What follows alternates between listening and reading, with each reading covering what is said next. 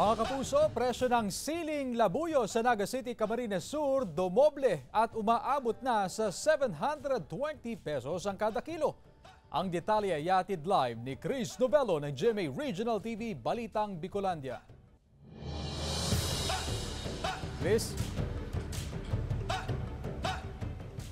Chris, kilala ang mga Bicolano na mahilig sa mga pagkaing mga maanghang, kung kaya naman pinulsuhan natin ang ilan sa kanila kung kaya ba nilang magtipid sa paggamit ng sili. Ngayong halos dumoble ang presyo nito.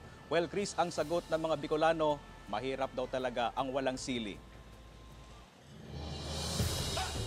Sa araw-araw na buhay ng mga Bicolano, tila naging bahagi na nito ang mga maanghang na pagkain. Sili is life, ika nga. Pero paano na lang kung ang sili sa ngayon? Tila pahirapan nang makakuha. Halos 2 linggo lamang kasi ang lumipas ang dating 320 pesos per kilo na presyo ng siling labuyo noong Enero 8, sa ngayon naging 720 pesos per kilo na. Kaya ang karinderang ito sa Barangay San Francisco, Naga City, aminadong tinitipid ang inilalagay na sili sa kanilang niluluto. Mayroon din daw konting pagtaas sa presyo sa kanilang mga menu na ginagamitan ng sili. May selected lang kaming dapat na na itatas arugang pating, malon 380 ang kilo, something na arugay. Tapos plus sili pa, plus nyug pa. Sa monitoring ng Market Enterprise and Promotions Office sa Naga City People's Mall, halos dumoble talaga ang presyo nito.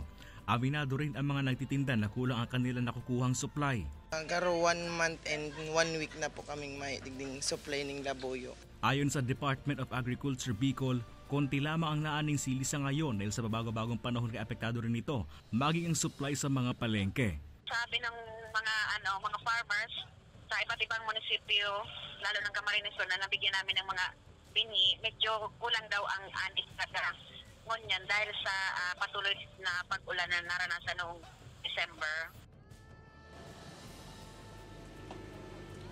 Chris, ayon naman sa Department of Agriculture, huwag daw mag-alala ang mga Bicolano dahil tiyak naman daw na bababa ang presyo nito oras na magsimula na ang harvest season na inaasahan na sa mga susunod na buwan.